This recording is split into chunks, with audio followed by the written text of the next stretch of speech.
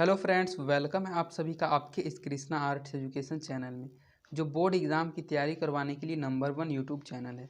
इसलिए इस चैनल को आपने अभी तक सब्सक्राइब नहीं किया तो इस चैनल को सब्सक्राइब कर दें और साइड के बेल नोटिफिकेशन को प्रेस कर दें, ताकि हमारी वीडियो का लेटेस्ट नोटिफिकेशन आप तक सबसे पहले पहुँच सके। और अगर आप हमारे इस यूट्यूब चैनल पर नए हैं तो आप टेलीग्राम चैनल में भी ज्वाइन हो जाएँ। टेलीग्राम चैनल का लिंक डिस्क्रिप्शन में दिया हुआ है, क्योंकि इस चैनल का जो भी स्टडी मटेरियल आपको प्रोवाइड किया जाएगा वो टेलीग्राम चैनल के माध्यम से ही किया जाएगा। स्टडी मटेरियल में आपको सभी सब्जेक्ट्स का चैप्टर बाय चैप्टर ऑब्जेक्टिव और सब्जेक्टिव क्वेश्चंस का पीडीएफ दिया जाएगा, इसलिए आप टेलीग्राम चैनल में अवश्य ज्वाइन हो जाइए। तो चलिए आज के वीडियो की ओर बढ़ते हैं। आज हम आपको कक्षा 10 का विज्ञान, जो विज्ञान का एक भाग है भौतिकी भाग 2, उसका चौथा पाठ विद्युत धारा के चुंबकीय प्रभाव, magnetic effect of electric current का सब्जेक्टिव क्वेश्चंस करवाने जा रहे हैं। इस वीडियो में हम आपके साथ 13 से लेकर 24 तक के सब्जेक्टिव क्वेश्चंस को कवर करने वाले हैं। यह वीडियो इस पार्ट का सेकंड पार्ट है, और अगर आपने इसका फर्स्ट पार्ट नहीं देखा है तो डिस्क्रिप्शन में फिजिक्स सब्जेक्टिव क्वेश्चंस का प्लेलिस्ट में लिंक दिया हुआ है, आप उसमें जाकर इसके फर्स्ट पार्ट वाले वीडियो को भी देख सकते हैं। तो चलिए इसमें आगे की ओर बढ़ते हैं। इसका फर्स्ट क्वेश्चन है, प्रत्यावर्ती धारा से कौन दो हानियाँ होती हैं। प्रत्यावर्ती धारा जो होती है उसको एसी करंट कहा जाता है। यही लाइट हमारे घरों में आती है। तो जो प्रत्यावर्ती धारा होती है उससे कौन कौन सी दो हानियाँ होती है वही हमको लिखना है। तो प्रत्यावर्ती धारा से निम्नलिखित हानियाँ होती है, लेकिन दो हानियाँ ही बतानी है तो दो हानियाँ ही हम लिखेंगे। प्रत्यावर्ती धारा से विद्युत लेपन तथा बैटरियों का आवेशन नहीं किया जा सकता है। जो प्रत्यावर्ती धारा होता है एसी करंट से, उसे विद्युत लेपन तथा बैटरियों का आवेशित कहने का मतलब कि बैटरियों का आवेशन नहीं किया जा सकता है। इस धारा से विद्युत विच्छेदन भी नहीं किया जा सकता है। प्रत्यावर्ती धारा से विद्युत लेपन तथा बैटरियों का आवेशन नहीं किया जा सकता है, और इस धारा से विद्युत विच्छेदन नहीं किया जा सकता है। यही प्रत्यावर्ती धारा की दो हानियाँ होती है। लघु पतन से आप क्या समझते हैं। लघु पतन से आप क्या समझते हैं। लघु पतन कहा जाता है शॉर्ट सर्किट को। शॉर्ट सर्किट का आपने नाम सुना होगा। आपके घर में कभी दो तार कोई सट जाता है तो शॉर्ट सर्किट हो जाता है, उसी को इसमें पूछा जा रहा है। तो किसी कारण से जब जीवित तार और उदासीन तार एक दूसरे से सट जाते हैं तो लघु पतन की स्थिति उत्पन्न हो जाती है। जीवित तार, पॉजिटिव तार और उदासीन तार कहने का मतलब कि नेगेटिव तार, गर्म तार और ठंडा तार जब एक दूसरे से सट जाते हैं तो लघु पतन की स्थिति उत्पन्न हो जाती है। इस परिस्थिति में प्रतिरोध शून्य हो जाता है और परिपथ में तीव्र धारा बहने लगती है। जब दोनों तार आपस में सट जाते हैं तो इस परिस्थिति में जो प्रतिरोध होता है वह शून्य हो जाता है और परिपथ में तीव्र धारा बहने लगती है। धारा के उच्च होने पर काफ़ी ताप उत्पन्न होता है, जिससे अग्नि की उत्पत्ति होने लगती है तथा परिपथ में आग लगने का भी भय रहता है। इसी कारण शॉर्ट सर्किट से बचने के लिए विद्युत फ्यूज का उपयोग किया जाता है। तो इसमें पूछा जा रहा था लघु पतन से आप क्या समझते हैं। तो लघु पतन आप आसान भाषाओं में समझ गए होंगे कि जब उदासीन तार और जीवित तार एक दूसरे से सटती है तो लघु पतन की स्थिति उत्पन्न हो जाती है। विद्युत बल्ब में निष्क्रिय गैस क्यों भरी जाती है। विद्युत बल्ब में एक गैस भरा जाता है, नाइट्रोजन गैस, इसी कारण वह प्रज्वलित होती है। तो विद्युत बल्ब में निष्क्रिय गैस भरने का क्या कारण है। तो सबसे पहले हम आपको बता दें, बल्ब के अंदर टंगस्टन का तार होता है। टंगस्टन का तार फिलामेंट में लगा होता है, और आपने पढ़ा है कि टंगस्टन को गलाने के लिए 3500 डिग्री सेल्सियस की ताप की ज़रूरत होती है। तो इसमें बताया गया है कि बल्ब के अंदर टंगस्टन का तार रहता है। इस तार का बना कुंडली बल्ब के अंदर उत्पन्न ताप के कारण प्रकाश देता है।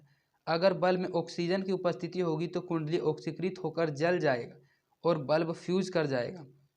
इसमें कहा जा रहा है कि अगर बल्ब में ऑक्सीजन की उपस्थिति होगी तो जो टंगस्टन का कुंडली होगा वह ऑक्सीकृत होकर जल जाएगा और बल्ब फ्यूज कर जाएगा। यही कारण है कि बल्ब के अंदर निष्क्रिय गैसें N2 और Ar आदि भरी जाती है, ताकि बल्ब फ्यूज नहीं हो सके।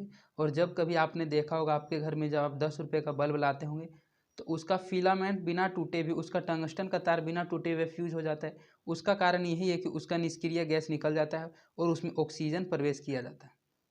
तो विद्युत बल्ब में निष्क्रिय गैस क्यों घर भरी जाती है, इसका यही कारण है कि अगर उसमें निष्क्रिय गैस नहीं रहेगा तो उसमें ऑक्सीजन प्रवेश कर जाएगा और जो उसका टंगस्टन होगा वह फ्यूज कर जाएगा और बल्ब फ्यूज हो जाएगा, वह नहीं जलेगा। विद्युत चुंबक और स्थायी चुंबक में अंतर बताएं। एक विद्युत चुंबक होता है और एक स्थायी चुंबक होता है। तो विद्युत चुंबक और स्थायी चुंबक में क्या अंतर है। नरम लोहे के क्रोड पर धारावाही कुंडली लपेट कर धारा प्रवाहित की जाए तो वह विद्युत चुंबक बन जाता है। अगर कोई नरम लोहा के क्रोड पर हम लोग धारावाही कुंडली लपेट कर धारा प्रवाहित करते हैं तो वह विद्युत चुंबक बन जाता है। इसका चुंबकत्व तभी तक रहता है जब तक कुंडली में विद्युत धारा प्रवाहित होती रहती है। कार्बन स्टील के छड़ को धारावाही कुंडली के गर्भ में रख दिया जाए तो कुछ देर बाद यह चुंबक बन जाता है। इसमें बताया गया है कि अगर आप कार्बन स्टील के छड़ को धारावाही कुंडली के गर्भ में रख देते हैं तो कुछ देर बाद यह चुंबक बन जाता है। अब धारा का बहना बंद कर दिया जाता है, तब भी यह छड़ अपने चुंबकत्व का त्याग नहीं करता है। यही स्थायी चुंबक कहलाता है। स्थायी चुंबक कहने का मतलब यह है कि अगर आप उसको एक बार धारावाही कुंडली के गर्भ में रख देते हैं तो यह कुछ देर तक चुंबक बन जाता है, और अगर आप धारा का बहाव भी बंद कर देते हैं तो यह छड़ अपने चुंबकत्व का गुण का त्याग नहीं करता है, और इसी कारण यह स्थायी चुंबक बन जाता है। लेकिन जो नरम लोहा होता है उस पर जितना देर विद्युत धारा प्रवाहित होती है उतना ही देर तक वह चुंबकत्व गुण को दर्शाता है, और जब विद्युत धारा प्रवाहित नहीं की जाती है तो वह चुंबकत्व गुण का त्याग कर देता है, इसलिए उसको विद्युत चुंबक कहा जाता है। लेकिन स्थायी चुंबक पर एक बार अगर विद्युत धारा प्रवाहित कर दी जाती है तो वह हमेशा अपना चुंबकत्व गुण को बनाए रखता है। परिनालिका की सहायता से स्थायी चुंबक कैसे बनता है? इससे पहले आपने पढ़ा कि स्थायी चुंबक किसे कहते हैं। यह स्थायी चुंबक और विद्युत चुंबक में अंतर में आपने यह भी जान गए होंगे कि स्थायी चुंबक किसे कहते हैं। तो स्थायी चुंबक वैसे चुंबक को कहते हैं जिसमें एक बार विद्युत धारा प्रवाहित की जाती है तो वह अपने चुंबकत्व गुण को हमेशा के लिए ग्रहण कर लेता है। तो इसमें बताया जा रहा है कि परिनालिका की सहायता से स्थायी चुंबक कैसे बनता है। यह देखिए आपका परिनालिका का फिगर दिया हुआ है। यह एक बैटरी है जिसमें यह पॉजिटिव साइड है और यह नेगेटिव साइड है, और उत्तर में दिया गया है कि जब एक स्टील के छड़ को, कार्बन का स्टील होना चाहिए, कार्बन के स्टील के छड़ को कुंडली के गर्भ में रख दी जाती है तो विद्युत धारा प्रवाहित किया जाता है, तो स्टील का छड़ स्थायी चुंबक बन जाता है। इसे ही विद्युत चुंबक कहा जाता है। यहाँ टाइपिंग में मिस्टेक है, यहाँ विद्युत चुंबक नहीं होगा, यहाँ स्थायी चुंबक होगा। इसे ही स्थायी चुंबक कहा जाता है। जब एक स्टील के छड़ को कुंडली के गर्भ में रख दिया जाता है और विद्युत धारा प्रवाहित किया जाता है तो जो स्टील का छड़ होता है वह स्थायी चुंबक बन जाता है, और इसे ही स्थायी चुंबक कहा जाता है। इसके बाद आपका न्यूमेरिकल बेस्ड क्वेश्चन है। 2 के वाट शक्ति अनुमंताक एक विद्युत तंदूर किसी घरेलू विद्युत परिपथ 220 वोल्ट में प्रचालित किया जाता है जिसका विद्युत धारा अनुमंताक 5 एम्पीयर है। इससे आप किस परिणाम की अपेक्षा करते हैं, स्पष्ट कीजिए। तो जो P बराबर होता है 2 के वाट, उसको 2000 वाट बोलते हैं, और यहाँ वोल्ट दिया हुआ है 220 वोल्ट, और जो फॉर्मूला होता है वह P/V होता है। तो जब आप 2000 को 220 से डिवाइड कीजिएगा तो 9.09 A 9.09 एम्पीयर विद्युत धारा का प्रवाह 5 एम्पीयर से अधिक। अतः इससे हमको एक बात पता चलता है कि जो फ्यूज होगा वह गल जाएगा और विद्युत तंदूर नष्ट होने से बच जाएगा। यह इस न्यूमेरिकल के जरिए समझाया गया है। इसके बाद आपका 19वां क्वेश्चन है। 1.0 किलोवाट अंकित एक विद्युत हीटर जो 250 वोल्ट स्रोत से संबंध है कितनी विद्युत धारा को आवेशित करेगा?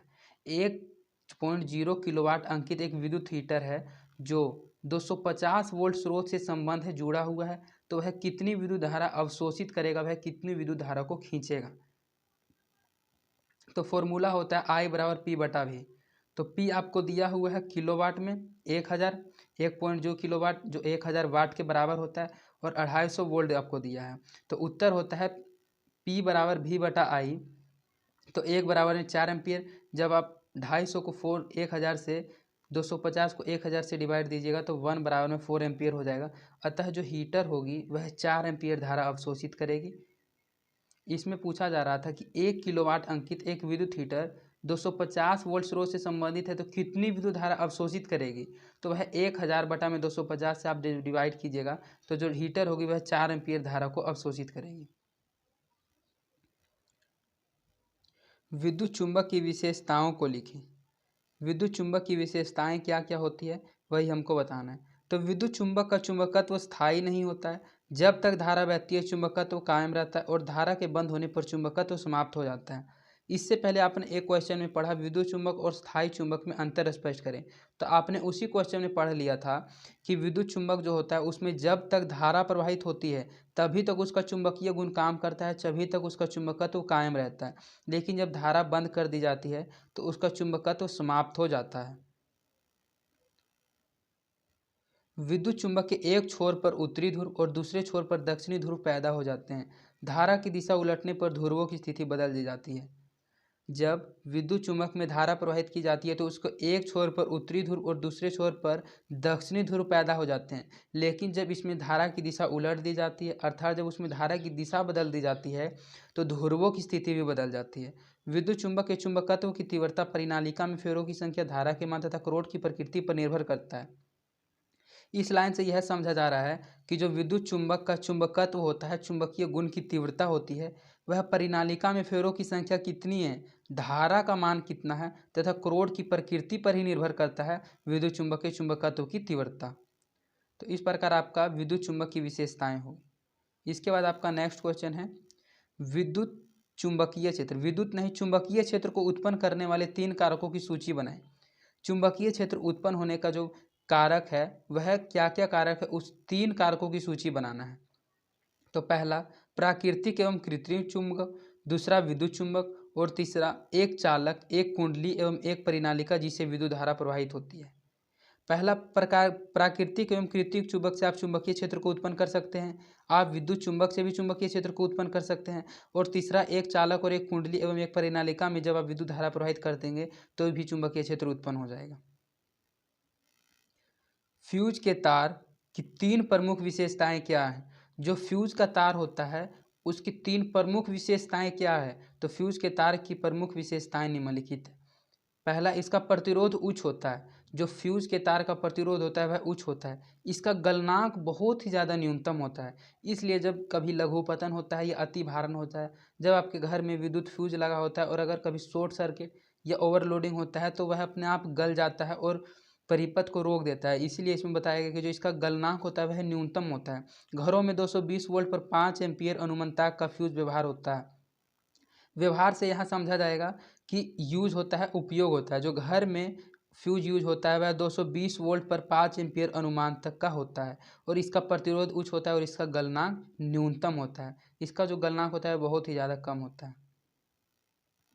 इसके बाद आपको बहुत ही इंपॉर्टेंट जो 5 नंबर में एग्जाम में पूछा जा सकता है, तांबे की तार की कुंडली धारामापी के साथ संबंध है। क्या होगा यदि दंड चुंबक को, क्वेश्चन आधा अधूरा है लेकिन इतना आप समझ आइए कि अगर तांबे की तार की कुंडली और धारामापी के साथ, तांबे की तार की कुंडली धारामापी के साथ संबंधित है तो यदि दंड चुंबक को कुछ किया जाए तो क्या होगा। तो कुंडली के अंदर चुंबक के उत्तर ध्रुव को पहले प्रविष्ट किया जाए, कुंडली से चुंबक को बाहर निकाला जाए, कुंडली के अंदर चुंबक को स्थिर रखा जाए। देखिए यह क्वेश्चन आधा अधूरा नहीं है। इसी क्वेश्चन में 3 क्वेश्चन पूछा जा रहा है कि क्या होगा अगर कुंडली के अंदर चुंबक के उत्तर ध्रुव को पहले प्रविष्ट किया जाए, कुंडली से चुंबक को बाहर निकाल लिया जाए और कुंडली के अंदर चुंबक को स्थिर रखा जाए। तो पहला क्वेश्चन का आंसर है कि जब कुंडली के उत्तरी ध्रुव को तेजी से कुंडली के गर्भ में प्रवेश कराया जाता है तो कुंडली में संबंध गैल्वेनोमीटर की सुई में विचलन उत्पन्न होता है। कुंडली में धारा की दिशा घड़ी की विपरीत दिशा में होती है। जो धारा की दिशा होती है वह घड़ी की विपरीत दिशा की होती है। और जब चुंबक को कुंडली से बाहर तेजी से निकाला जाता है तो गैल्वेनोमीटर की सुई में विचलन विपरीत दिशा में होगी। और तीसरा, अगर चुंबक कुंडली के अंदर स्थिर हो तो गैल्वेनोमीटर की सुई में विचलन उत्पन्न नहीं होता, अर्थात कुंडली से होकर कोई धारा नहीं बहती है।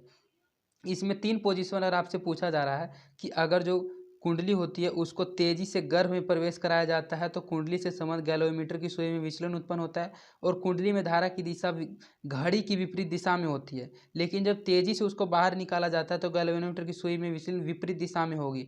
लेकिन अगर उसको वहीं पर स्थिर रखा जाएगा तो गैल्वेनोमीटर की सुई में किसी प्रकार का कोई विचलन उत्पन्न नहीं होगा। इसके बाद आपका 24वां और इस वीडियो का लास्ट क्वेश्चन है जो एक फिगर बेस्ड क्वेश्चन है। किसी छड़ चुंबक के चारों ओर चुंबकीय बल रेखा दिखाएं। किसी छड़ चुंबक, हमने आपको बताया था बहुत बार कि छड़ चुंबक देखिए ऐसा होता है, इसमें एक पोल साउथ पोल होता है और एक पोल नॉर्थ पोल होता है। इसमें 2 ध्रुव होते हैं, उत्तरी ध्रुव और दक्षिणी ध्रुव। यह दक्षिणी ध्रुव है और यह उत्तरी ध्रुव है, यह साउथ है और यह नॉर्थ है। और इसी को चुंबकीय बल रेखाओं को चित्र के द्वारा दिखाना है।